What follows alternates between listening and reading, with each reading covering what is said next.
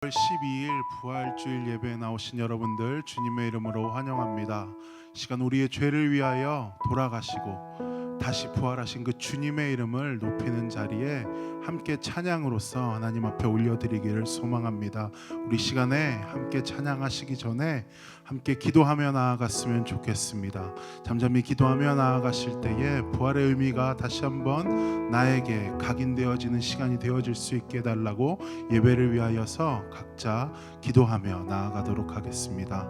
사랑하는 주님, 아버지 하나님, 이 자리 가운데 다시 한번 우리를 불러주시고 아버지 이 자리 가운데 다시 한번 부활의 의미를 만들어서 있는 자리 가운데 나오기를 주님을 주옵소서.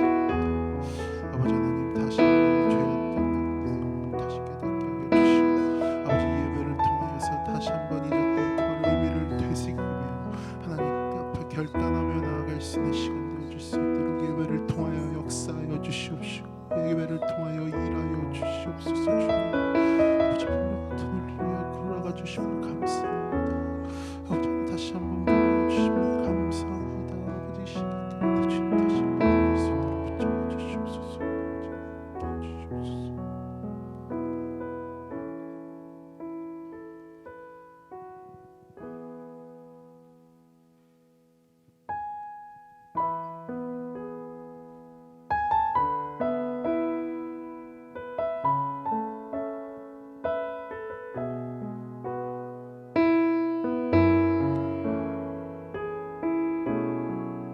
우리 함께 고백하며 나아갑시다. 나 같은 죄인 살리신 나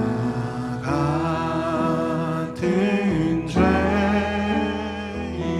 살리신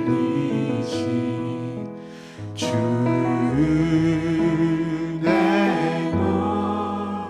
놀라워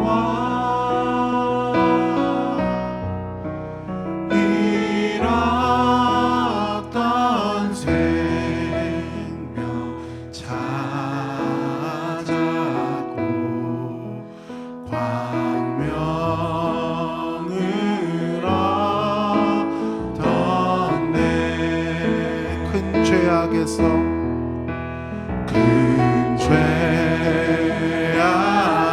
죄악에서 건지신 주의 고마워 나 처음 믿은 그 시간 귀하고 귀하다. 이제껏 내가 산 것도 이제껏 내가 산 것도 주님의 은혜라. 또 나를 장차 본향에 인도해 주시리.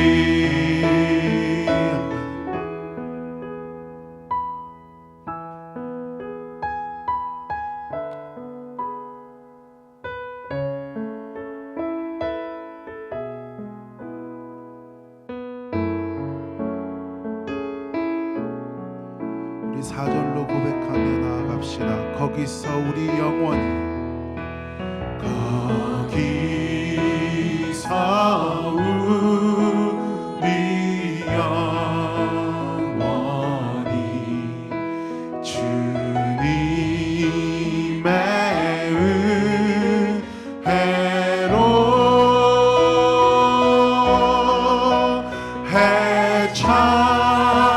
해처럼 밝게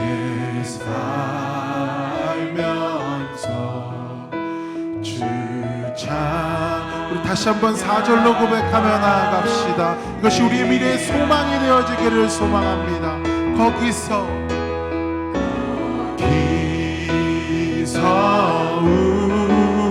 우리 영원히 주님의 은혜로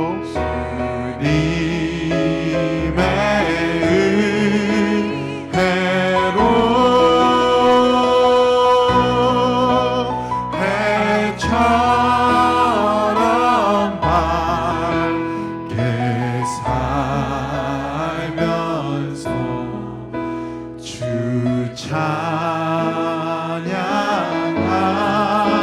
찬양하리라. 아멘.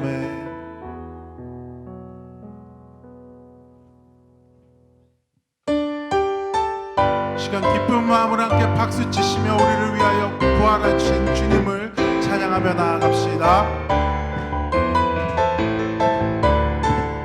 함께 고백합시다. 주 하나님 독생자 예수 날 위하여 오시었네. 내 모든 죄 다 사시고 죽음에서 부활하시. 다시 한번 고백하며 나아갑시다. 주 하나님 독생자 예수 주 하나님 독생자 예수 날 위하여 오시었네.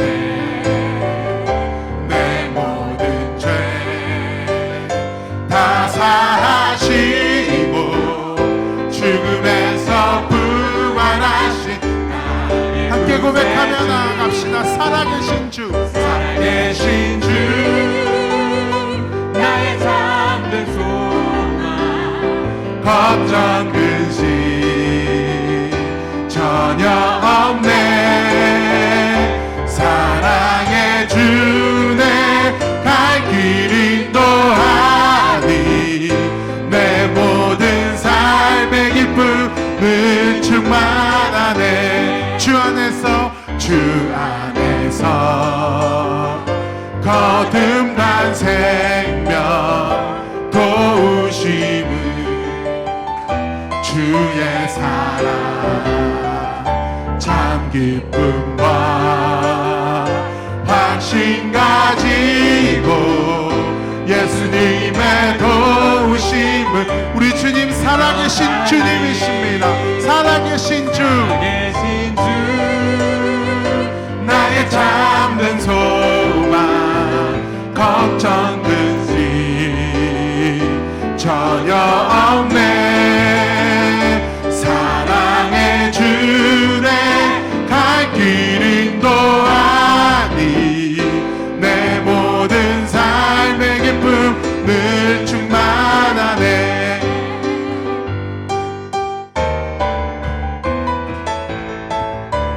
그 언젠가 주뵐 때까지 그 언젠가 주뵐 때까지 주를 위해 싸우리라. 승리의 길 멀고 함에도 주님께서 나의 앞길 지. 아멘. 믿음으로 고백합시다. 살아계신 주 살아계신 주 나의 잠든 소망 걱정 근심 전혀 없네. 사랑해 주네 갈 길 인도하니 내 모든 삶의 기쁨. 살아계신 주 우리의 소망이 되어주십니다. 살아계신 주 나의 잠든 소망 걱정 근심 전혀 없습니다. 전혀 없네. 사랑해 주네 갈 길 인도하니 내 모든 삶의 기쁨 늘 충만. 내 모든 삶의 기쁨 내 모든 삶의 기쁨 늘 충만. 내 모든 삶의 기쁨 내 모든 삶의 기쁨 늘 충만하네.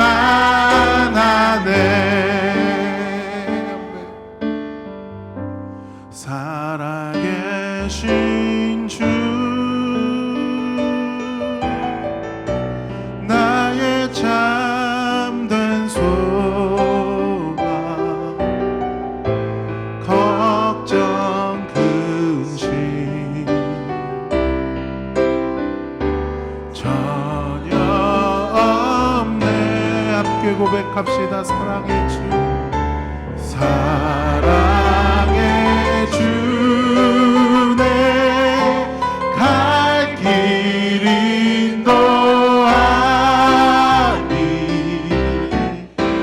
내 모든 삶의 기쁨 늘 충만하네.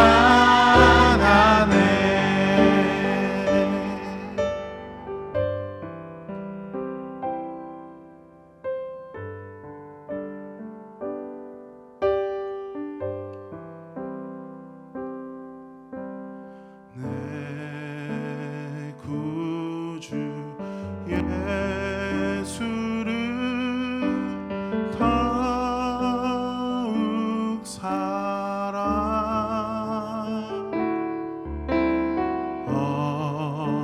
엎드려 비는 말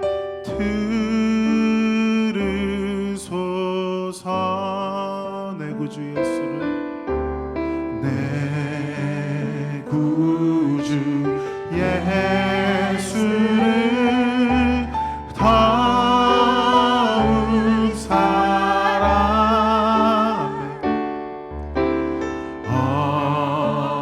엎드려 비는 말 들으소서.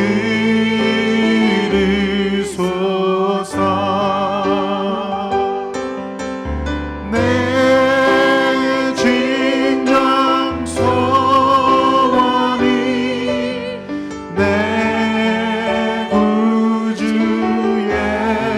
예수를 더욱 사랑, 더욱 사랑. 이전엔 세상 나, 이전에 세상 나 기뻤어도 지금 내 기쁨은 오직 예수. 다만 내 믿음만 내 구주 예수를 더욱 사랑, 더욱 사랑. 이 세상 떠날 때 찬양하고 숨질 때 하는 말 이것일세. 다만 내 다만 내 비는 말 내 구주 예수를 더욱 사랑, 더욱 사랑. 다만 내 비는 말, 다만 내 비는 말 내 구주 예수를 더욱 사랑,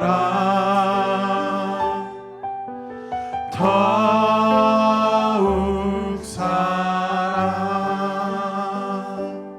우리 시간 예배를 위하여 함께 기도하며 나아가실 땐 방금 우리가 고백한 찬양의 가사처럼 다만 내 소원이 진정 예수님을 더욱더 사랑하는 것이 내 소원이 되기를 원합니다. 주님, 내 마음 가운데 함께하여 주셔서 부활의 의미를 참되게 깨달음으로 말미암아 주님을 더욱더 사랑할 수 있는 내가 될 수 있게 해달라고 시간 함께 기도하며 나아가도록 하겠습니다.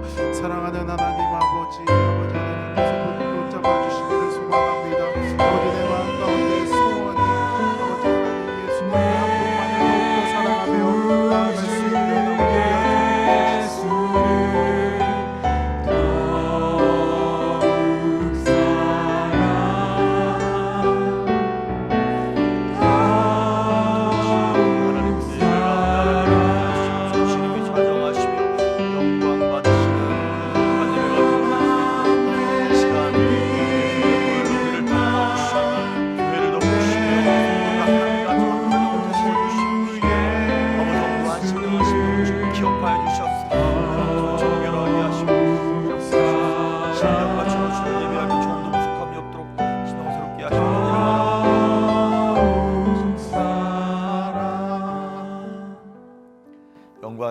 아버지 감사합니다.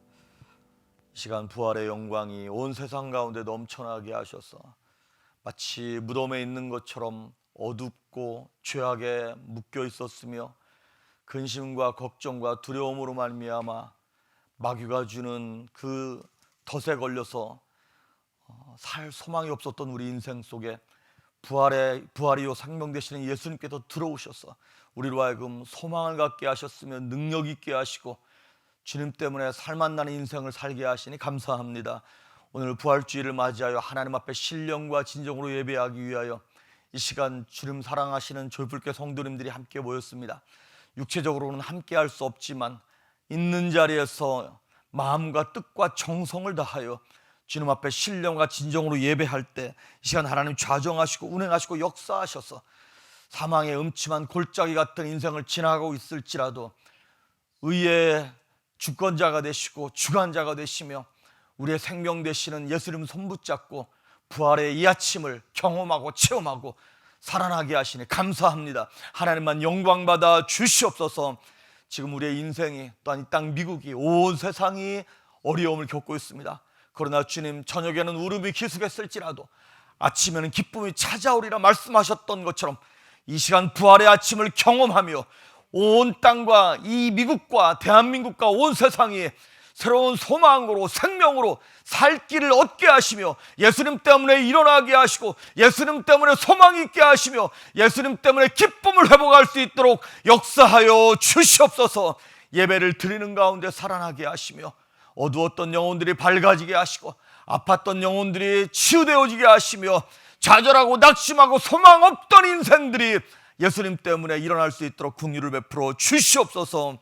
하나님 아버지 또한 신령과 진정으로 예배할 뿐만 아니라 생명같이 여기는 물질을 하나님 앞에 올려드리며 11조와 감사헌금, 주일헌금, 선교헌금 또한 부활주일 헌금을 하나님 앞에 드리는 영혼들을 기억하여 주시옵소서.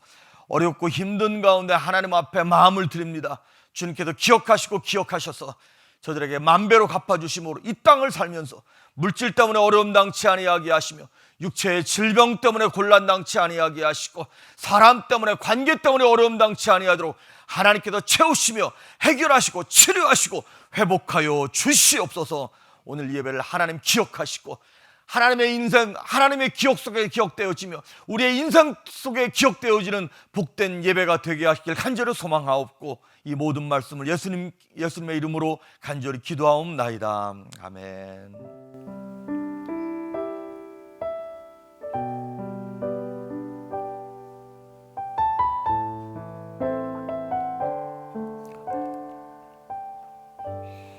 아멘. 여러분 정말 잘 오셨습니다. 그리고 영상을 보고 계시는 성도 여러분들을 예수님의 이름으로 시간 환영합니다. 오늘이 예수님 부활하신 부활주일 아침입니다. 예수님께서 지난 금요일 날 돌아가셨고 3일 동안 무덤에 계시다가 안식일 지난 첫날 부활주일 날 아침에 부활하셨습니다. 우리 옆에 계신 분들과 혹시 가족끼리 계시면 우리 해피 이스터 인사하도록 합시다. 해피 이스터. 잘 오셨습니다. 반갑습니다. 오늘 부활주일 여러분 특히 기도해 주실 것은 우리 교회 주일학교 아이들부터 시작해서 중고등부 아이들, 대학부 청년부 또 목장 어른들에 이르기까지 각 부서가 이렇게 각자 마음을 다해서 예배할 때 하나님이 그 예배 가운데 함께 하시고 한 영혼도 비록 TV로 영상으로 예배를 드리지만 영적인 집중력을 잃지 않도록 그리고 여러분도 은혜가 되시고 우리 자녀들도 은혜 될 수 있도록 여러분 기도해 주시면 감사하겠습니다. 그리고 다음 주일인 4월 19일이 사실은 우리 교회 창립 기념 주일입니다. 우리가 2011년 2월 달에 개척을 했는데 창립 예배는 2012년 4월 셋째 주에 부활주일 다음 주에 저희가 창립 예배를 드렸습니다. 그래서 그냥 기억하고 계시라고 하나님께서 지난 8년 동안 우리 조율교회 허락하신 은혜가 너무나 크고 감사해서 저뿐만 아니라 우리 모두가 다 마음에 담아두고 하나님께 감사했으면 좋겠습니다. 그리고 아시다시피 보니까 미국에서 코로나 바이러스로 2만 명이 넘는 분들이 돌아가셨더라고요. 이 어려움의 때가 속히 지나갈 수 있도록 중보해 주시고 오히려 이 기회를 통하여 하나님께 돌아오는 계기가 될 수 있도록 기도해 주시면 감사하겠습니다. 하나님의 말씀 보도록 하겠습니다.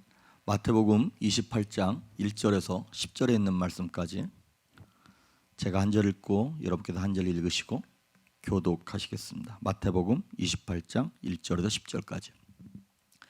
안식일이 다 지나고 안식 후 첫날이 되려는 새벽에 막달라 마리아와 다른 마리아가 무덤을 보려고 갔더니 큰 지진이 나며 주의 천사가 하늘로부터 내려와 돌을 굴려내고 그 위에 앉았는데 그 형상이 번개 같고 그 옷은 눈같이 시건을 지키던 자들이 그를 무서워하여 떨며 죽은 사람과 같이 되었더라. 천사가 여자들에게 말하여 이르되 너희는 무서워하지 말라. 십자가에 못 박히신 예수를 너희가 찾는 줄을 내가 아노라. 그가 여기 계시지 않고 그가 말씀하시던 대로 살아나셨느니라. 와서 그가 누우셨던 곳을 보라. 또 빨리 가서 그의 제자들에게 이르되 그가 죽은 자 가운데서 살아나셨고 너희보다 먼저 갈릴리로 가시나니 거기서 너희가 배우리라 하라. 보라 내가 너희에게 일렀느니라 하거늘 그 여자들이 무서움과 큰 기쁨으로 빨리 무덤을 떠나 제자들에게 알리려고 다름질할세. 예수께서 그들을 만나 이르시되 평안하냐 하시거늘 여자들이 나아가 그 발을 붙잡고 경배하니 이에 예수께서 이르시되 무서워하지 말라. 가서 내 형제들에게 갈릴리로 가라 하라. 거기서 나를 보리라 하시니라. 아멘. 오늘은 부활주일 말씀을 전해드리겠습니다. 제목은 그가 말씀하시던 대로 살아나셨느니라 라고 하는 제목으로 말씀 전합니다. 요즘 기독교가 또 한국의 특히 한국의 기독교가 또 우리 이민사회를 지탱하고 있는 교회가 십자가가 없는 부활 때문에 복음의 본질이 흐려지는 것 같습니다. 십자가는 고난, 우리가 져야 할 사명 뭐 이런 것들이겠죠. 부활은 영광. 그런데 영광은 영광인데 고난이 없는 영광을 사람들이 누리려고 한다 이 말이죠. 부활은 다시 살아나는 것 아닙니까? 그러면 십자가라고 하는 다시 그러니까 죽는 사건이 없는데 다시 살아난다는 건 있을 수가 없는 것이죠. 그런데 또 반대로 생각해서 부활이 없는 십자가도 복음의 본질이 아니라고 하는 것이죠. 부활이 없는 십자가. 그러니까 예수님께서 만약에 이 땅에서 참 열심히 사셨고 거룩하게 사셨고 막 그렇게 사명을 감당하면서 사셨는데 십자가에 달려 돌아가시고 부활하지 않으셨다. 그러면 예수님의 죽음은 되게 억울한 죽음이고 불쌍한 죽음일 뿐이라고 하는 것이죠. 사도행전 5장에 보면 그 재밌는 사건이 나옵니다. 이게 5장 36절과 37절 한번 읽어보시고 설명을 드리도록 하겠습니다. 시작. 이전에 드다가 일어나 스스로 선전하매 사람이 약 400명이나 따르더니 그가 죽임을 당하매 따르던 모든 사람들이 흩어져 없어졌고 그 후 호적할 때에 갈릴리의 유다가 일어나 백성을 꾀어 따르게 하다가 그도 망한즉 따르던 모든 사람들이 흩어졌느니라. 아멘. 이게 무슨 얘기냐면 사도행전에서 제자들이 예수님의 부활과 성령을 경험하고 난 다음에 막 담대하게 복음을 전하니까 유대인들 공회에서 이거 이대로 놔두면 안 되겠다 싶어서 제자들을 감옥에 가둡니다. 그러고 나서 그 공회원들이 이렇게 얘기하는 거예요. 서로 회의를 하면서 사도들을 없애자, 죽여버리자. 그때 가말리엘이라고 하는 이 스승이 이 공회원이 일어나서 이렇게 얘기하는 거예요. 이 36절과 37절에 그 얘기예요. 잠깐만 기다려봐라. 이렇게 함부로 쉽게 죽일 일이 아니다. 옛날에 그 드다라고 하는 사람이 일어났을 때 400명이 따르다가 드다라고 하는 사람이 죽고 나서 그 사람들 다 없어지지 않았냐? 그리고 갈릴리의 유다라고 하는 사람도 역시 지가 메시아라 그러고 막 기적을 행하는 것 같고 막 사람을 선동해가지고 뭐 할 것 같았는데 죽고 난 다음에 다 흩어지지 않았냐? 만약에 이 예수라고 하는 이 예수 운동도 지금 예수가 죽었는데 이 제자들이 지금 예수가 죽은 지 얼마 안 됐기 때문에 이렇게 지금 난리치는 거라면 좀 기다려보자. 만약에 이것이 하나님께로부터 온 것이 아니라면 시간이 지나고 나면 없어지지 않겠냐라고 다른 공회원들을 설득하는 내용입니다. 그렇습니다. 부활이 중요한 이유가 있습니다. 다시 살아나면 이거는 하나님께로부터 하나님께서 주시는 거다라고 얘기할 수 있다는 거예요.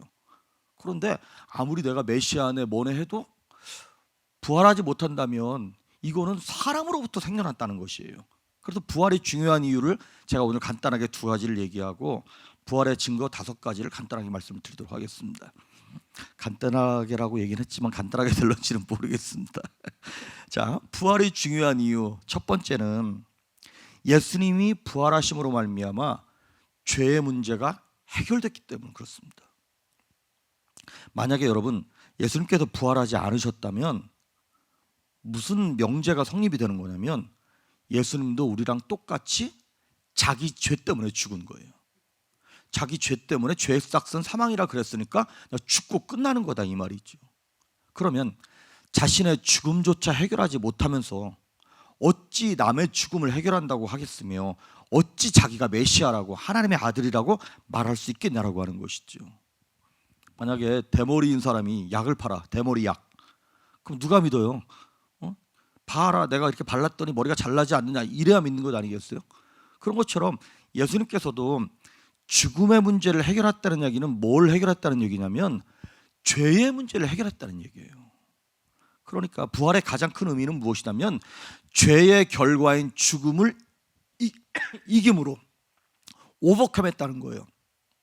그래서 죄의 문제를 해결했다고 하는 것이죠. 그것이 바로 예수님의 부활이 중요한 이유 첫 번째, 예수님의 부활로 인하여 죄의 문제가 해결됐다는 것. 두 번째는 무엇이냐면 예수님이 부활하심으로 말미암아 예수님께서 이 땅에서 살아 계시는 동안 하셨던 말씀이 다 진리였고, 그리고 오늘도 살아있는 말씀으로 지금도 역사할 수 있다라고 하는 그 증명이 되는 것이다 이 말이죠. 사람의 말, 인간의 말은 그 사람이 아무리 훌륭하고 멋있는 말을 했어도 그 사람이 죽는 순간 없어지고 사라지는 것입니다. 효력을 상실하는 거예요. 제가 예를 들어서 김 집사님 제가 내일 밥 사드리겠습니다 약속을 했어요. 그런데 제가 오늘 밤에 죽었어. 그러면 제가 한 말이 효력을 상실하는 거다 이 말이죠. 아무리 좋은 말씀도 예수님께서 부활하지 않으셨다면 그냥 우리의 머릿속에 기억하고 참고 할 망정 그 말씀을 가지고 우리의 생명의 말씀으로 믿을 필요는 없는 것 아니겠어요? 그 사람이 부활하지 않았다면. 그런데 예수님께서 부활하셨기 때문에 그 말씀도 생명을 지니고 우리가 그 말씀을 진리라고 믿고 믿음의 근거를 삼는 거다 이 말이죠. 베드로전서 1장 24절과 25절에 하나님의 말씀에 대한 설명이 나옵니다. 다 같이 읽어보겠습니다. 시작. 그러므로 모든 육체는 풀과 같고 그 모든 영광은 풀의 꽃과 같으니 풀은 마르고 꽃은 떨어지되 오직 주의 말씀은 세세토록 있도다 하였으니 너희에게 전한 복음이 곧 이 말씀이니라. 거기 보니까 풀은 마르고 꽃은 시들고 떨어지지만 주의 말씀은 영원하다는 거예요. 왜? 예수님이 지금도 뭐 하셨습니까? 살아계시기 때문에. 할렐루야. 예수님이 지금도 부활하셔서 옆에서 말씀하고 계신 거예요. 그러니까 예수님께서 예전에 하셨던 말씀이긴 하지만 신약에 예수님께서 우리의 성경을 통해서 그 몇 년 동안 3년 동안 계시면서 하셨던 말씀들이 지금도 살아계셔서 역사하시는 진리의 말씀, 생명의 말씀이 된다 이 말이죠. 그렇게 예수님이 내가 길이고 진리고 생명이다 하신 말씀이 그 말씀이 바로 그 말씀이다 이 말이죠.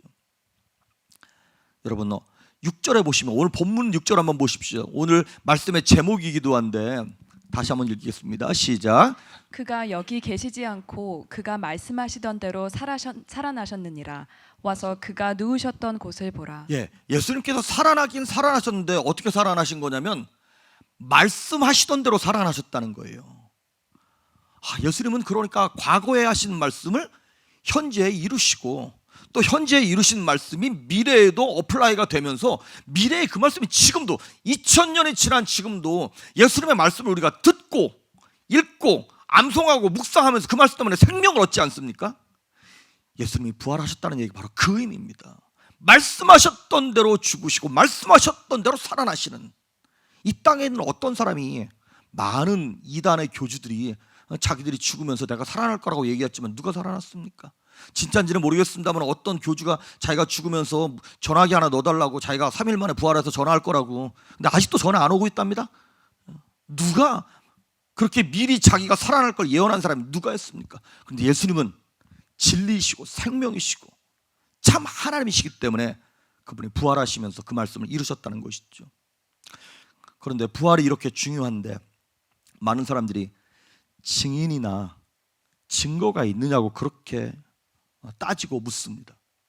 그런데 그 법조인이었던 에드워드 클라크라고 하는 사람이 이런 말을 했어요. 부활을 확실히 증명할 완벽한 증거는 없다. 그런데 그렇지만 확실히 거부할 만한 증거도 없다. 이런 말을 했어요. 그러면서 얘기하기를 우리가 순수한 의심을 가지고 솔직한 의심을 갖고 질문을 하면 성경은 충분한 증거를 우리에게 얘기해 주고 있다. 이렇게 얘기했어요. 그래서 부활을 의심하는 것이 믿음과 신앙을 갖지 않기 위한 구실이라면 절대로 하나님의 뜻을 발견할 수 없습니다. 그런데 그것이 아니라 구원에 대해서 요만큼이라도 열린 마음을 가지고 순수하게 솔직한 순수한 의심을 가지면 성령께서 부활에 대하여 100% 1000% 말씀하신다라고 하는 것이에요. 그래서 오늘 저와 여러분이 간단하게 부활의 증거 5가지를 이제 이거는 여러분 잘 아시는 훌륭한 그 변증가이자 목사님인 리 스트로베리라고 하는 사람이 The Case for the Resurrection이라고 하는 부활의 증거라고 하는 책을 썼어요.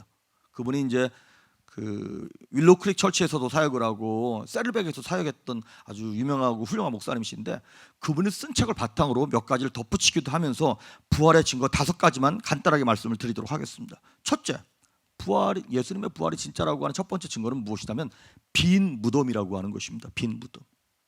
세상의 모든 권세자들과 왕들과 특히 종교 지도자들, 종교의 창시자들은 하나같이 어마어마하게 화려하고 큰 무덤을 갖고 있습니다. 왕릉 같은 무덤을 가지고 있습니다. 그 사람들은 웅장하게 꾸미면 꾸밀수록 자신들의 권위가 높아진다고 생각을 하는 모양입니다. 며칠 전에 한국의 뉴스를 보니까 신천지 교주인 이만희가 경기도 가평인가 어디에 100억 원대 땅을 샀다는 거예요. 왜 그랬냐? 그랬더니 거기다가 신천지 평화박물관을 짓는답니다. 거기서 뭐하게? 자기가 죽고 난 다음에 자기의 시신을 방부 처리하려고 거기다가 신천지 평화박물관을 짓는다는 거예요. 여러분 웃기지 않아요? 뭐 지가 메시아라 그러고 뭐 이긴 자라 그러고 무슨 뭐 예수님의 동생 마냥 그렇게 예수님처럼 행동을 하는 인간이 자기가 죽고 난 다음에 정말 신이고 정말 메시아고 하나님이면 부활을 해야 되는 거 아니에요? 그런데 자기 죽걸랑 시신 방부 처리하려고 그 평화박물관 거기다 짓는다는 거예요. 무슨 얘기입니까? 무덤이 있다는 얘기는 그 종착역이 죽음이라고 하는 얘기죠. 그리고 그 죽음에서 다시 일어날 수 없다는 얘기는 그도 역시 자신의 죄의 문제를 해결하지 못한 죄인이라는 것을 증명할 뿐입니다. 그래서 우리가 믿는 기독교는 죽은 자의 무덤을 숭배하고 순례하는 죽음의 종교가 아니라 죽음을 초월한 생명의 종교임을 믿으시길 바랍니다. 우리가 믿는 기독교는 사실 종교도 아니에요. 팩트예요. 히스토리컬 팩트예요. 사실을 믿는 거예요. 많은 사람들이 예수님의 빈 무덤을 보면서 여러 가지 이제 막 설을 얘기해요. 뭐 오늘 본문에도 보셨던 것처럼 막달라 마리아와 여인이 맨 처음에 가서 예수님의 무덤이 열려 있고 빈 거를 발견했잖아요. 그랬더니 어떤 사람들이 그 여인들이 새벽이라 무덤 잘못 찾아갔다고 이렇게 얘기하는 사람들도 있어요. 또 어떤 사람들은 아니다. 예수가 그렇게 십자가에 달려서 죽은 게 아니라 설 죽었다는 거예요. 그래서 기절한 거라는 거예요. 그래서 예수를 무덤에 넣어놨는데 그 무덤 문 열고 도망갔다는 거예요.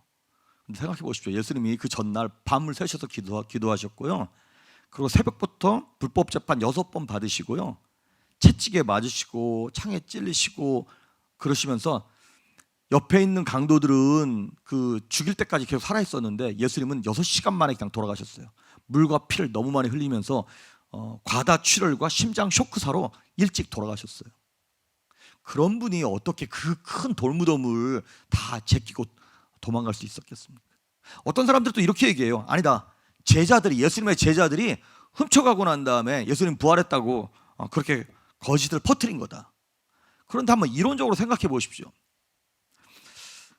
그 거짓으로 자기들이 퍼뜨린 허구를 위해서 목숨을 바치고 그러니까 순교할 만한 사람들이 있나요? 그럴 사람은 없습니다. 그런 위선자들 순교자가 되는 경우는 없습니다. 또 어떤 사람들은 아니다, 로마 병사들이 예수님의 시체를 훔쳐갔을 것이다. 그러면 예수님의 제자들이 예수님 부활했다고 난리칠 때, 야, 시체 여기 있다, 봐라, 너네가 믿는 거 가짜지, 이렇게 얘기할 수 있는 것이죠. 그런 것처럼 예수님의 무덤은 하나님의 능력과 은혜로 말미암아, 또 예수님의 살아날 권세로 말미암아 부활하셔서 빈 무덤이 된 것이지 사람의 방법으로 된 것이 아니라고 하는 것이죠. 그래서 예수님의 부활의 첫 번째 증거는 빈 무덤이에요. 두 번째 증거는 무엇이냐면, 오늘 본문에 보셨던 것처럼 예수님의 부활의 첫 증인이 여인이라는 것입니다. 그게 뭐 어때서? 아시다시피 고대에는 여성에게 인권이라는 것이 없었죠. 그러면서 여인의 진술은 법적 효력이 없었습니다. 그러니까 만약에 이 부활이라고 하는 사건과 성경이 인간이 꾸며낸 것이고 만들어낸 것이라면 굳이 부활의 첫 번째 증인으로 여성을 삼지 않겠죠. 이왕이면 좀 더 권세가 있고 그 말에 효력이 있고 그 말에 힘이 있는 사람을 선택해서 하나님께서 사람이 이렇게 말을 전하게 했겠죠. 그런데 하나님이 하시는 일이기 때문에 그 여인을 들어서 하나님께서 부활의 첫 증인으로 사용하셨어요. 더군다나 오늘 1절에 보시면 그 첫 증인이 여인은 여인인데 누구냐면 막달라 마리아예요. 성경에 보시면 아시겠지만 막달라 마리아는 7 귀신 들렸던 여인이었습니다. 세상적으로, 사회적으로 도무지 여성이라고 하는 그 핸디캡을 갖고 있었고, 또한 7 귀신 들렸던 여인이었기 때문에 세상 사람들이 다 왕따시키고 거부했던, 사회적으로 배척받던 여인이었습니다. 그런데 하나님께서는 굳이 그 여인을 부활의 첫 번째 증인으로 세우셨어요. 그러니까 부활이 꾸며낸 얘기가 아니라 역사적인 사실을 성경은 명확하게 기록하고 있다는 것이에요. 세 번째 부활의 증인, 부활의 증거가 무엇이냐면, 이거는 요한복음 20장에 나오는 얘기예요. 뭐냐면 예수님께서 부활하시고 난 다음에 딱 베드로가 들어가서 봤어요. 그랬더니 그 무덤 안에 있었던 예수님의 시체가 놓여있던 그 자리를 묘사한 내용이에요. 요한복음 20장 6절과 7절 다 같이 읽겠습니다. 시작. 시몬 베드로는 따라와서 무덤에 들어가 보니 세마포가 놓였고 또 머리를 쌌던 수건은 세마포와 함께 놓이지 않고 딴 곳에 쌌던 대로 놓여 있더라. 아멘. 여기 보니까 6절에 시신을 쌌던 세마포는 쌌던 대로 그대로 있었다는 거예요. 이제 그 영어로는 뭐라고 나오냐면 그대로 놓여 있다는 것을 lying there, 그냥 거기 그대로 있었다는 거예요. 그 다음에 예수님의 머리를 이렇게 싸고 있던 두건 같은 그거는 다른 곳에 한쪽에 개켜 있었는 거예요. 그러니까 영어로는 보니까 folded up이라고 써있어요. fold, 이렇게 우리가 뭘 접는 거 있잖아요. 이건 뭘 얘기를 하는 거냐면, 예수님이 입으셨던 흰 옷을 세마포라고, 리넨, 세마포라고 얘기하는데 시체를 이제 입혀놓은 옷이에요. 근데 예수님이 부활하시면서 마치 그 애벌레가 껍질을 딱 벗고 나오듯, 우리 자녀들, 특히 남자애들 학교 갔다 오면 바지를 벗어놓으면 벗어놓은 그대로 밑에다 놓고 몸만 싹 빠져나오죠. 그런 것처럼 예수님께서 부활하시면서 몸만 싹 빠져나온 거예요. 그러니까 예수님이 누워있던 모양 그대로 예수님의 세마포가 있는 거예요. 그리고 머리를 쌌던 수건을, 거기는 수건은 예수님께서 한쪽에 이렇게 개어서 놨어요. 만약에 누가 이걸 예수님의 시체를 도둑질해 갔다 그러면 도대체 어떤 도둑놈이 시체를 훔쳐가는데 옷 다 벗기고 훔쳐갑니까? 또 머리에 뭐 또 썼던 건 이거 개놓고 훔쳐가는 도둑놈이 누가 했어요? 아니면 예수님이 그냥 자기가 죽지 않고 기절해가지고 도망가는 거라면 왜 옷을 벗고 도망가겠어요? 또 그 바쁜 와중에 무슨 뭐 이 두건을 왜 또 개어서 놓고 가겠습니까? 그러니까 이게 이 헝클어진 그냥 옷 그대로 놓고 그 다음에 개어있는 수건을 보면서, 머리에 싼 두건을 보면서 이게 부활의 증거다라고 얘기합니다. 그리고 네 번째, 부활의 주님이 나타나신 그것을 많이 본 증인들이 있다는 것이에요. 고린도전서 15장 3절에서 8절까지의 내용이 사도 바울이 기록한 예수님의 부활을 본 사람들에 대한 내용이에요. 고린도전서 15장 3절부터 8절까지 다 같이 시작. 내가 받은 것을 먼저 너희에게 전하였노니 이는 성경대로 그리스도께서 우리 죄를 위하여 죽으시고 장사 지낸 바 되셨다가 성경대로 사흘 만에 다시 살아나사 게바에게 보이시고 후에 12 제자에게와 그 후에 500여 형제에게 일시에 보이셨나니 그 중에 지금까지 대다수는 살아있고 어떤 사람들은 잠들었으며 그 후에 야고보에게 보이셨으며 그 후에 모든 사도에게와 맨 나중에 만삭되지 못하여 난자 같은 내게도 보이셨느니라. 아멘. 성경을 보시면 예수님께서 부활하시고 난 다음에 그냥 대충 나타난 횟수가 10번 정도 됩니다. 그리고 오늘 여기 고린도전서 15장에도 보면 사도 바울이 기록하기를 한 번에 500명이 넘는 사람들에게 예수님이 나타나셨어요. 이걸 여러분 집단 환각 뭐 이런 걸로 표현할 수 있나요? 한두 사람이 잘못 볼 수는 있어요. 근데 500명이 잘못 본다? 이럴 수는 없다는 것이죠. 예전에도 한번 말씀드린 기억이 나는데, 제가 콜로라도에 살 때, 그때 이제 공부할 때 제가 고등학교 때 친구들 2명을 한국에서 불렀어요. 같이 공부하자고. 그래서 걔네들이 같이 와서 셋이서 같이 살았어요. 근데 저도 이제 LA를 몇 번 여행을 하긴 했는데, 저희 친구 중에 하나였던 완영이라고 하는 친구가 혼자서 이제 다른 친구들이랑 LA를 갔다 온 거예요. 그래서 갔다 와서 이렇게 얘기하는 거예요, 우리한테. LA 가서 봤는데 지하철이 있더라. 그게 20년도 더 된 얘기입니다. 지하철이 있다는 거예요. 근데 제가 갔을 때는 한 번도 본 적이 없었거든요. 저하고 다른 친구였던 성재하고. 그래도 얘기를 듣다가 너 지금 거짓말하는 거라고. 네가 잘못 본 거라고. 아니 걔가 봤대는데 네가 잘못 본 거라. 그래서 우리가 이겼어요. 우리가 못 본 우리가 이겼어요. 만약에 거기서 여러분 한두 명은 잘못 볼 수 있어요. 그런데 그 완영이가 봤던 지하철을 다른 4-5명 정도 되는 다른 친구들이 와서 야 우리도 봤다 그러면 아 진짜겠구나 그렇게 믿지 않겠습니까? 법적 효력을 한두 사람은 부족할 수 있어요. 그런데 500명이 전부 다 잘못 봤다? 이럴 수는 없어요. 보시면 아시겠지만 나중에는 여인들에게 2번 정도 나타나시고요, 예수님의 제자들에게 4번 정도 나타나십니다. 그리고 아까 여기 나왔던 것처럼 예수님의 동생이었던 야고보에게 나타나시고, 그 다음에 사도 바울에게도 나타나시고, 엠마오로 가는 제자들에게도 나타나시고, 뭐 예수님께서 계속 나타나시면서 증인을 삼으셨고 증거를 보여주셨어요. 그렇습니다, 여러분. 부활하신 주님이 많은 사람에게 나타나서 그 증인들이 아까 사도 바울이 얘기했던 것처럼 지금까지 그 당시까지 살아 있었다는 것이에요. 그런데 워낙에 세상 사람들이 복음 자체에 대하여, 예수님께 대하여 마음의 문을 완전히 닫고 있다 보니까 이런 증거와 증인을 내세워도 안 믿는 거예요. 이런 사람들한테는 확실한 거를 내보여줘도 안 믿는 거예요. 자, 그리고 마지막으로 예수님께서 부활하신 증거, 마지막 이게 가장 중요합니다. 뭐냐면 변화된 성도들의 삶입니다. 변화된 제자들의 삶이 예수님이 진짜 부활하신 게 맞네라고 하는 것을 증명한다라고 하는 것입니다. 요한복음 20장 19절에 보면 제자들이 예수님 돌아가시고 난 다음에 불안해서 집안에 다 갇혀 있습니다. 그때 거기 보면 문들이 닫혀 있었다고 나와 있어요. 근데 영어 성경을 보면 락돼 있다 그랬어요. 제자들이 너무나 무서워가지고 문을 걸어 잠고 있는 거예요. 근데 그렇게 겁이 많던 제자들이 사도행전에 가서 예수님의 부활을 보고 성령을 받고 난 다음에 목숨을 걸고 예수님의 부활을 증거하기 시작합니다. 그래서 나중에 보면 이 사내들이 공회에 잡혀가지고 그들이 공회 앞에 서서 재판받을 때 이렇게 얘기하는 거예요. 너희가 한번 생각해봐라. 하나님 앞에서 너희들 말을 듣는 게 옳은지 하나님의 말씀을 듣는 것이 옳은지 너희들이 한번 판단해봐라. 우리는 우리가 보고 들은 것을 증거하지 않을 수 없다라고 아주 목숨을 내어놓습니다. 그렇게 겁쟁이 제자들이 왜 이렇게 변한 건가요? 부활하신 예수님을 만났기 때문에 그렇습니다. 심지어 예수님을 배척하고 예수 믿는 사람들을 잡아 죽이던 바울이 부활하신 예수님을 다메섹 도상에서 딱 만나고 난 다음에 그의 인생이 180도 달라지는 거예요. 그 다음부터는 오히려 자기가 예수님을 위하여 목숨을 내놓는다 이 말이죠. 심지어 예수님의 동생 야고보, 예수님의 동생이었음에도 불구하고 예수님을 안 믿었어요. 그런데 부활하신 예수님을 만나고 난 다음에 그 인생이 뒤바뀝니다.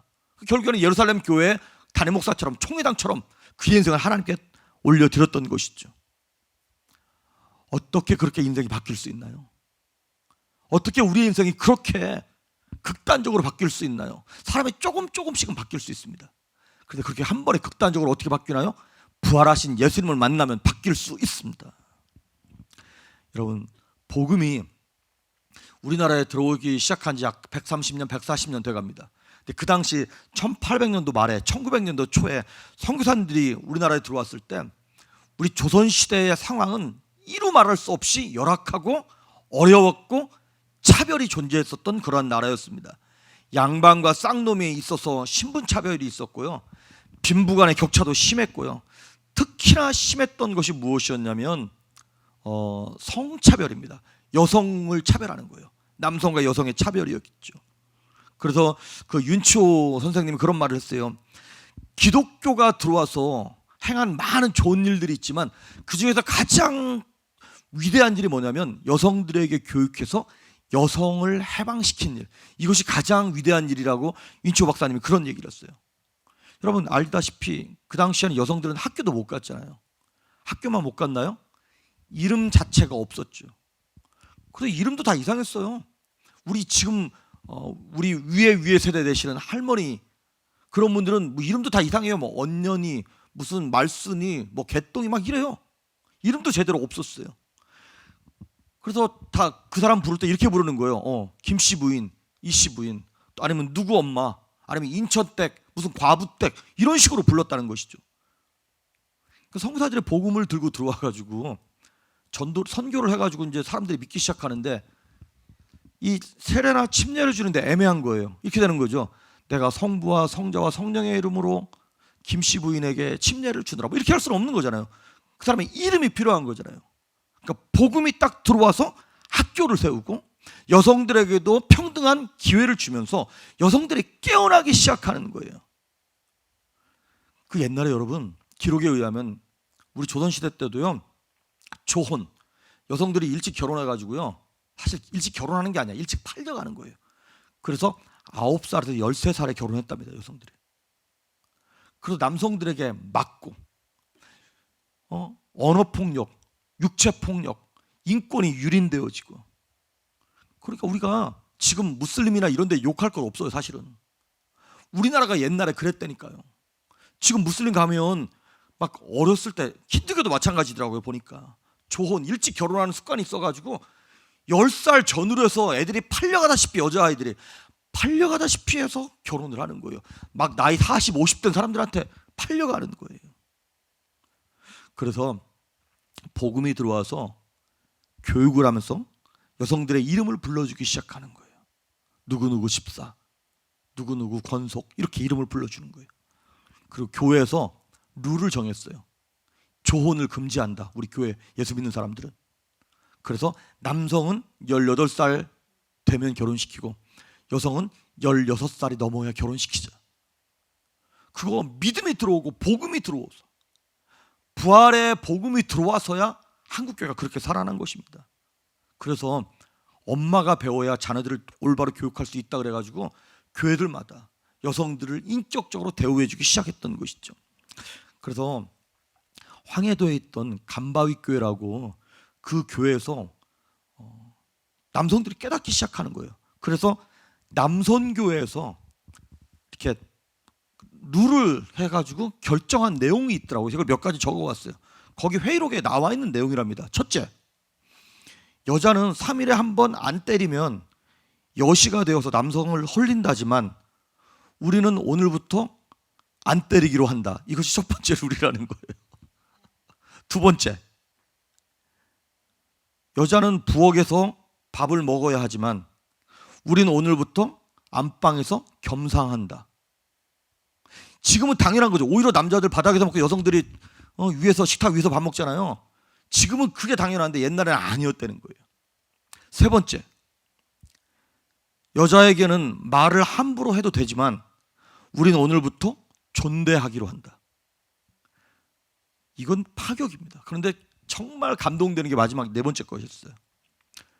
우리의 이 결정으로 이웃에게 놀림이 되겠지만 우리는 오늘부터 이 결정대로 한다. 세상 사람들이 저 남자들이 등신같이 그렇게 산다고 욕할 거를 다 알았어요. 그런데 복음이 들어왔고 예수님이 들어왔는데 옛날이랑 똑같이 살 수는 없다고 그렇게 결단을 내린 것이죠. 해리 아이언사이드 박사님이 이런 말을 했어요. 그분이 이제 그 예화가 되게 유명한 예화가 하나 있습니다. 노상에서 길에서 노방전도를 하다가 불신자랑 공개 토론이 된 거예요. 그러면서 이렇게 얘기했어요. 그 해리 아이언사이드 박사님이 당신이 무신론, 신이 없다는 그 사상을 믿고 변화된 삶을 사는 사람 2사람만 데리고 와라. 그러면 나는 예수 믿고 삶이 변했다고 말하는 사람 100명을 데려오겠다. 그 사람 도망갔어요. 무슨 얘기입니까? 예수 믿으면 변합니다. 부활하신 예수님을 만나면 삶이 뒤집어집니다. 바뀔 수밖에 없는 것입니다. 여러분, 우리 교회 안에서도요, 비록 우리가 다 부족하긴 합니다만은 우리 성도님들 가운데 예수님 때문에 인생 변한 사람 모여보라고 그러면 100명도 더 나올걸요. 비록 우리가 지금 아직 연약해서 부족하게 살지만 예수님 때문에, 믿음 때문에, 말씀 때문에 삶이 뒤집어지고 변화되어서 나는 예전에 내가 아니라고 그렇게 말할 사람 많을걸요. 왜 그렇습니까? 부활이 생명이기 때문에 그렇습니다. 생명이 우리 안에 심기워지면 죽었던 옛날 모습 그대로 살아갈 수 없다라고 하는 것이죠. 이 황해도에 옛날에 한국에 되게 유명했던 목사님 한 분 계십니다. 초창기에 김익두 목사님이라고. 이분이 유명한 깡패였어요. 하도 술 먹고 사람을 패고 돌아다녀가지고요, 그 사람을 만나기만 하면 모든 동네 사람들이 다 도망갔다는 거예요. 그리고 술집도 그 김익두가 와서 술 먹고 가면 돈 받을 생각을 안 했다는 거예요. 하도 즐겨 패고 그냥 술만 먹고 가가지고. 그런데 이분이 예수 믿고 목사가 된 거예요. 그리고 이분 때문에 복음을 막 믿고 사람들이 변하는데 여기저기서 이분을 이제 강사 목사님으로, 부흥 강사 목사님으로 초청을 한 거예요. 그래서 다른 교회 부흥회하러 가다가 술 취한 청년을 하나 만난 거예요. 근데 이 술 취한 청년이 시비를 걸어가지고 싸움이 난 거예요. 근데 옛날 같으면 그 한 주먹거리도 안 되는 거 두들겨 팼겠죠. 근데 이분이 예수님 믿었으니까 계속 두들겨 맞은 거예요. 그리고 나중에 이 사람이 술 깨고 난 다음에 너 내가 누군지 아냐고. 네가 누군데? 내가 김익두라고. 그랬더니 그 사람이 그 얘기 듣고 두두두 떠는 거지. 근데 김익두 목사가 이런 말 했다는 거 아니에요. 걱정하지 말라고. 예수는 내가 믿고 구원은 네가 받았다고. 여러분, 예수 믿으면 바뀝니다. 아니, 바뀌는 게 정상입니다. 이 김익두 목사님 그래서 이 일화나 이런 것들이요, 그 당시에 미국 신문에까지 났다 그러더라고요. 그리고 이 목사님 때문에 300만 명이 복음을 들었다는 거예요. 300만 명이. 그리고 이분이 6.25 때 공산당의 총에 맞아 순교하셨죠. 예수님 믿으면 다르게 삽니다. 부활의 생명이 들어오면 예전과 똑같이 살 수 없습니다. 봐라, 이전 것은 지나갔으니 새 것이 되었다라고 성경은 얘기하고 있지 않습니까? 그래서 여러분, 예수님의 부활이 이렇게 소중한데 그것이 거기서 끝나지 않고 우리 안에 들어와야 돼요. 그 증거와 증명이 뭐냐면 고린도전서 15장 20절에 있는 말씀입니다. 다시 한번 읽어보겠습니다. 시작. 그러나 이제 그리스도께서 죽은 자 가운데서 다시 살아나사 잠자는 자들의 첫 열매가 되셨도다. 아멘. 그리스도께서 죽은 자 가운데서 다시 살아나사 소망 없고 죄로 말미암아 사망으로 지옥으로 달려가던 인생들 가운데서 다시 살아나사 잠자는 자들, 지옥 가던 자들의 첫 열매가 됐다는 거예요. 부활의 첫 열매. 첫 열매가 있다는 얘기는 2번째 열매가 있고 100번째가 있고 1000번째가 있고 10,000번째가 있다는 얘기예요. 예수님께서 부활의 첫 번째 열매가 되셨고 이제 우리는 몇 번째인지는 모르겠지만 2000년이 지난 지금 우리가 그 다음 열매가 되는 줄 믿습니다. 부활이 중요한 이유가 여기 있습니다. 그러니까 예수님의 십자가 사건과 부활은 예고편이에요. 어떤 예고편이냐? 저와 여러분이 다시 부활할 예고편이라는 것이에요. 고린도전서 15장 51절과 52절 시작. 보라, 내가 너희에게 비밀을 말하노니 우리가 다 잠잘 것이 아니요 마지막 나팔의 순식간에 홀연히 다 변화되리니 나팔 소리가 나매 죽은 자들이 썩지 아니할 것으로 다시 살아나고 우리도 변화되리라. 아멘.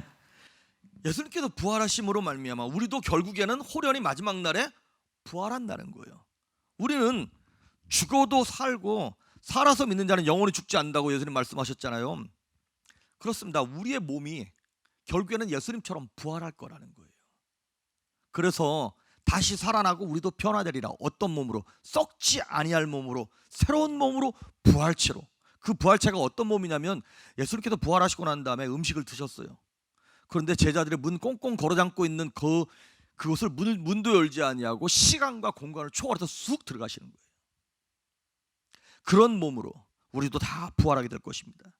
그래서 다시 오실 그날, 예수님 다시 오실 그날 우리 모든 믿는 자들이 예수님처럼 부활합니다. 마치 애벌레가 그렇게 징그럽게 이 땅을 기어다니면서 살았어요. 그런데 어느 날 때가 차서 애벌레가 그 카쿤 안에서 그 껍질을 벗고 나와가지고 나비로 변하는 거예요. 애벌레와 나비 사이에 연관성이 없는 것 같지만, 모양이 전혀 다른 것 같지만 거기 안에는 컨티뉴이티가 있죠. 똑같은 애벌레예요. 그렇습니다. 이 땅을 밟고 살고 있고 2차원적으로 살던 우리가, 애벌레처럼 살던 우리가 나비처럼 3차원의 존재가 되는 거예요. 독수리처럼 날개치며 올라가는, 지금처럼 미국이, 온 세상이 코로나 바이러스로 인하여 두려움에 떨고 앞으로 닥치게 될 어떤 경제적인 어려움 때문에 한치 앞을 내다볼 수 없고, 또한 자녀의 문제, 또 건강의 연약함, 또 관계의 문제, 뭐 여러 가지 문제 때문에 사망의 음침한 골짜기를 지나는 것처럼 두렵고 떨리고 걱정되는 인생을 살아가고 있지만, 우리 인생은 그렇게 애벌레처럼 2차원으로 끝나지 않는다는 것이죠. 이제 결국에는 아름다운 나비가 돼서 날아가는 것처럼 3차원의 존재가 됐던 것처럼, 이 땅의 3차원의 존재가 아니라 이제 마지막 날 주님께서 다시 오신다라고 하는 나팔 소리와 그 천사의 호령이 나타났을 때 우리는 그 몇 차원인지 알지도 못하는, 그것이 4차원이 될지 100차원이 될지 모르겠지만 그 영적 차원으로 예수님처럼 변화되어 올라갈 줄 믿습니다. 말씀대로 다시 살아나신 예수님이 우리에게 말씀하셨잖아요. 너희도 그렇게 변화될 거라고. 할렐루야. 때로는 인생이 참 힘들고 어렵습니다. 좌절되고 낙심되고 한치 앞을 내다볼 수 없고, 하지만 우리가 제일 무서운 게 그거잖아요. 죽음이잖아요. 그런데 죽어도 다시 사는 영광이 있고 다시 회복하는 은혜가 있고 권능이 있고 권세가 있다면 뭐가 무섭고 뭐가 두렵나는 것이에요. 어려움이 없다는 얘기가 아닙니다. 어려움은 있습니다. 그런데 어려움이 우리를 이길 수 없습니다. 할렐루야. 죽음이 우리를 건드릴 수 없어요. 아니, 설령 죽인다 하더라도 우리는 다시 살아나게 되어지고 저 천국에서 치름을 뵙게 되는 것이기 때문에. 그런데 저 천국뿐만 아니라 이 땅에서도 다시 사는 능력을 하나님 우리에게 허락하신 줄 믿습니다. 말씀대로 다시 살아나신 예수님이 오늘 말씀대로 우리에게 오셨어. 성령으로 함께 하심으로 이제 말씀을 부여잡고 길이요 진리요 생명 되시는 예수님과 함께 다시 오실 주님을 기다리면서 오늘 부활주일도, 그리고 우리의 인생도, 이 땅 미국과 대한민국과 온 세상도 부활의 복음을 증거하고 증명해냄으로 말미암아 거룩한 하나님의 영광이 우리 삶 가운데 드러날 수 있기를 주의 이름으로 축복합니다. 아멘. 아멘. 우리 찬양하십니다. 우리 주 하나님 독생자 예수, 우리 힘있게 우리 찬양하고 축도하심으로 예배 마치겠습니다.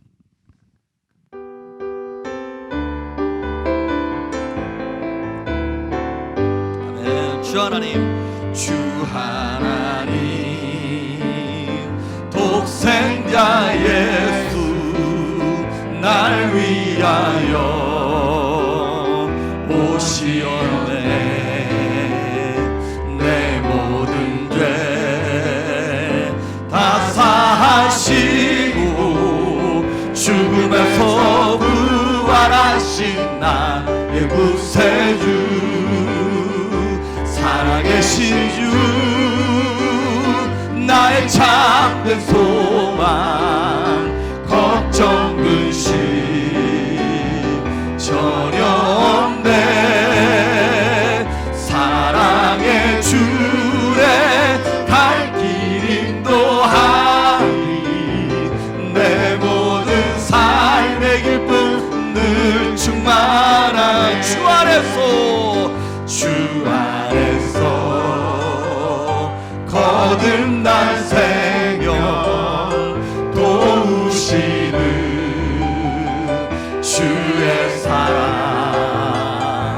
참 기쁨과 확신 가지고 예수님의 도우심을 믿으며 살리. 살아계신 주, 나의 참된 소망, 걱정 근심 전혀 없네. 사랑의 주래 갈 길 인도하리. 내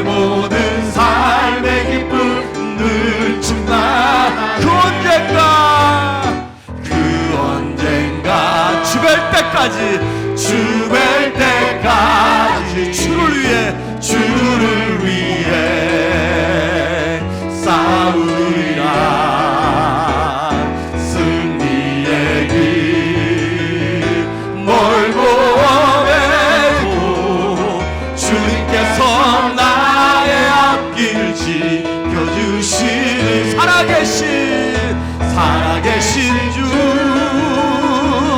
나의 참된 소망, 걱정 근심 저녁 때 사랑의 주의 갈 길 인도하리. 내 모든 삶의 기쁨 늘 충만하리. 그 언젠가 주뵐 때까지, 그 언젠가 주뵐 때까지 주를 위해 싸우리라. 승리의 길 멀고 오매도 주님께서 나의 앞길 지켜주시리. 살아계신 주, 나의 참된 소망, 걱정 근심 저녁 때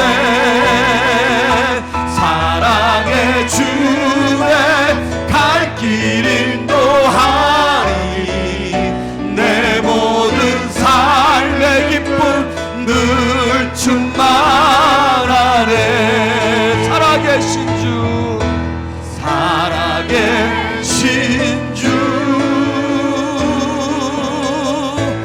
나의 참된 소망, 걱정 근심 저녁 때 사랑의 주의 갈 길 인도하리. 내 모든 삶의 기쁨 늘 충만하네. 아멘. 우리 시간 잠깐만 기도할 텐데, 예수님, 이 부활의 능력을 오늘만 갖고 살아가는 것이 아니라 우리의 인생 평생 부활의 능력으로 살아가게 해달라고. 승리의 그날이 아직 오지 않아서 참 견디기 힘들고 어려운 것 같지만 하나님 붙잡아 달라고 기도하시고, 또한 이 땅 미국을 축복하면서 기도하도록 합시다. 2만 명이 넘는 사람이 죽었습니다. 하나님 저들의 가족들을 불쌍히 여기시고 위로하시고, 이 교회를 통하여 온 세상에 있는 영혼들이 주께로 돌아오게 하시고, 이 어려움의 때가 바이러스가 속히 지나가게 하시고, 이 땅을 치료해달라고 미국과 조국 대한민국과 온 세상을 위해 잠시만 다 같이 우리 통성으로 기도하도록 하십니다.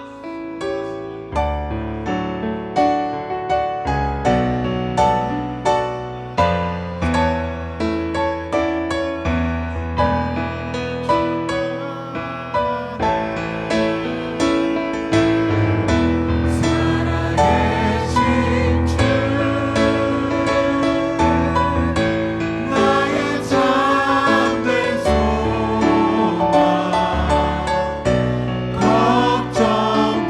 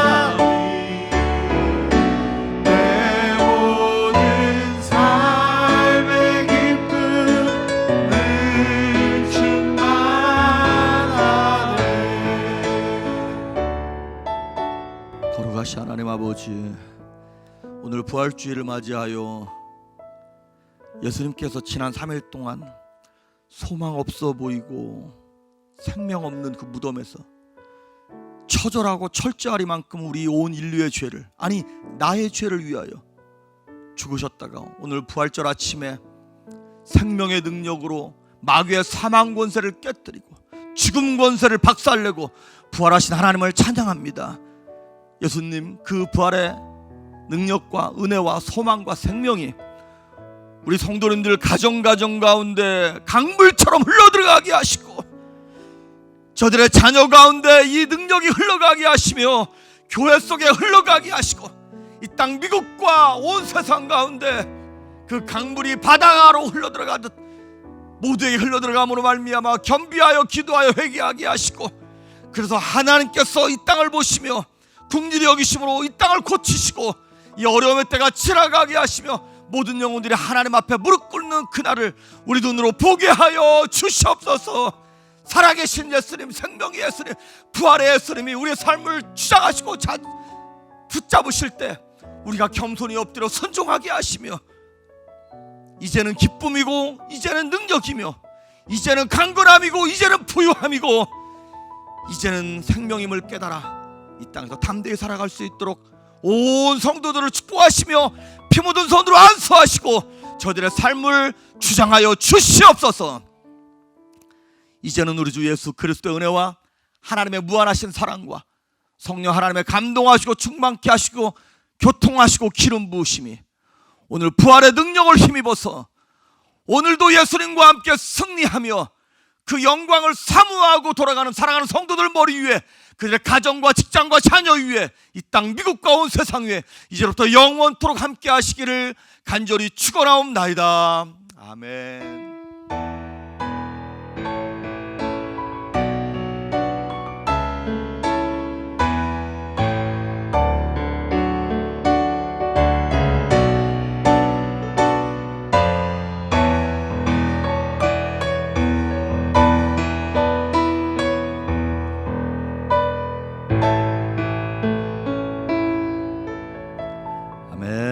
한 주간도 승리하시길 바랍니다.